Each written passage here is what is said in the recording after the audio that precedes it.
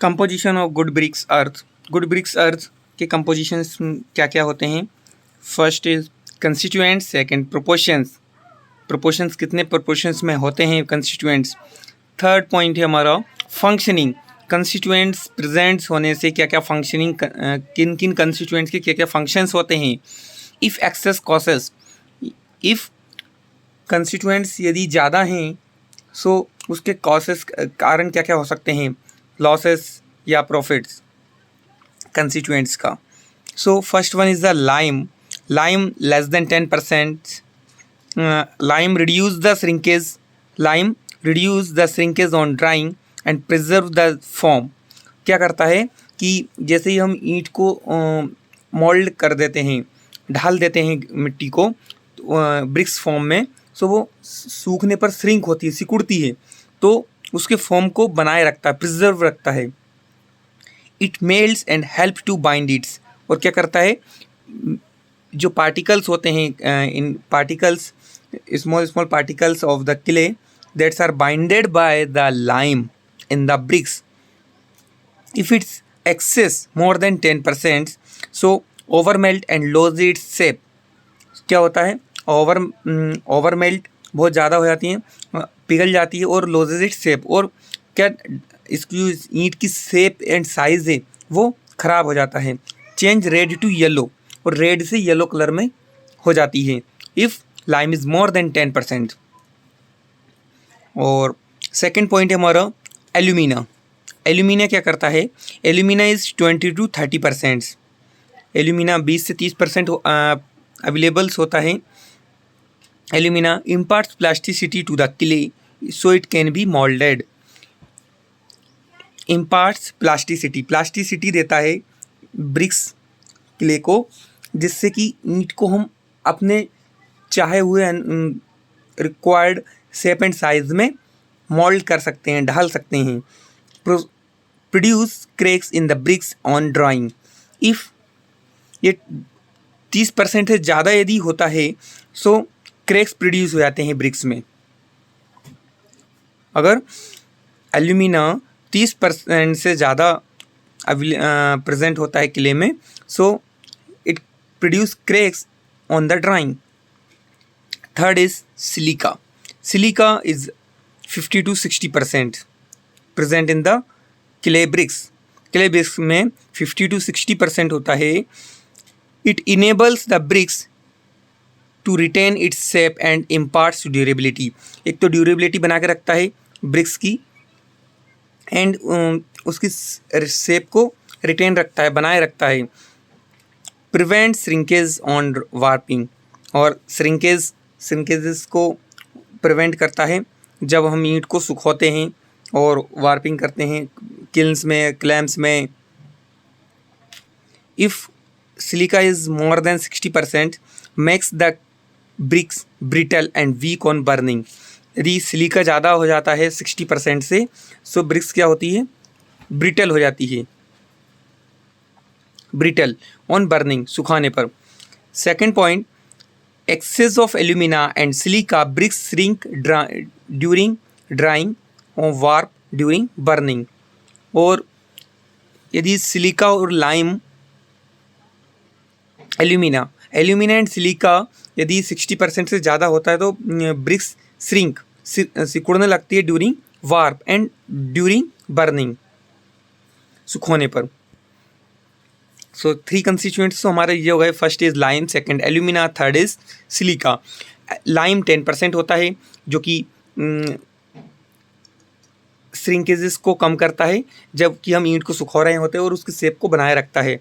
और its melts helps to bind its, और उसको बांधने में मेल्ट्स पिघलाता है, मतलब एक लचीलापन देता है, सॉफ्टनेस देता है ब्रिक्स क्ले को, जिससे कि हम उसको बाइंड कर सकें।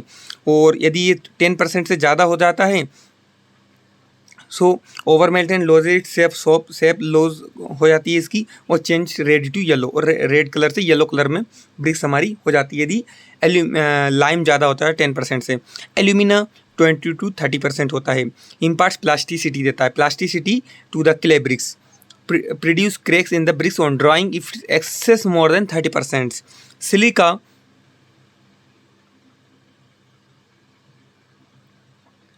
Silica 50 to 60%. It's enable the bricks to retain its shape and imparts durability, prevents shrinkage and warping, makes the bricks brittle, weak on the burning, और बर्न करने पर ब्रिक्स कैसी हो जाती है, ब्रिटल हो जाती है. If excess alumina and silica bricks shrink during drying, warp during burning. Fourth point है हमारा magnesia. Magnesia is less than 1%. Magnesia is less than 1%. इस मैग्नीशिया के फंक्शंस क्या क्या होते हैं ब्रिक्स अर्थ में? Effect and help to impart colour up to yellow. Effect and help, effect भी होता है इससे मैग्नीशिया से, और इम्पार्ट्स कलर्ड में हेल्प करता है ये. Leads to decay of the bricks. और यदि मैग्नीशिया ज़्यादा होता है ब्रिक्स अर्थ में, सो उससे क्या ईंट धीरे धीरे क्षरण होने लगता है, खराब होने लगती है ईंट. सो हमारे मैग्नीशिया हमेशा ब्रिक्स अर्थ में लेस देन 1% होना चाहिए. Iron oxide less than 7%. Iron oxide less than 7%, equal to और less than 7%. Gives red colour on burning, sufficient O2. Oxygen की पर्याप्त मात्रा में यदि इसको बर्न किया जाता है जब ब्रिक्स को, तो रेड कलर देता है. Gives dark brown if O2 is insufficient. और ऑक्सीजन यदि इनसफिशिएंट होती है सो brown colour, dark brown colour देता है आयरन ऑक्साइड्स. सेकेंड पॉइंट इसका इम्प्रूव इम्परमेबिलिटी एंड ड्यूरेबिलिटी. इम्परमेबिलिटी और ड्यूरेबिलिटी को इम्प्रूव करता है. ब्रिक्स लॉन्ग समय तक ड्यूरेबल रहेगी और उसमें कोई भी चीज़, इंसेक्ट्स हुए, मॉइस्चर्स हुए, वो ब्रिक्स को क्रॉस नहीं कर पाएंगे. सो उन चीज़ों को ये बढ़ाता है. वो gives strength and hardness. Strength और हार्डनेस भी प्रोवाइड करता है. ब्रिक्स हार्ड कैसे होती है? आयरन ऑक्साइड से होती है, और स्ट्रेंथन भी होती है. और if iron oxide is more than 7%, so makes bricks colour dark blue. तो डार्क ब्लू हो जाता है. यदि आयरन ऑक्साइड 7% से ज़्यादा होता है तो ब्लू कलर में हो जाती है, डार्क ब्लू, और मे बी ब्लैक कलर और काला कलर भी हो जाता है.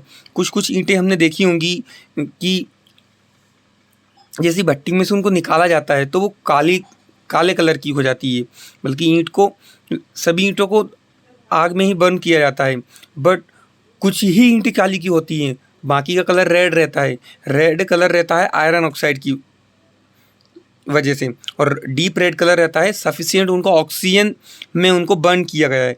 If iron oxide is more than 7%,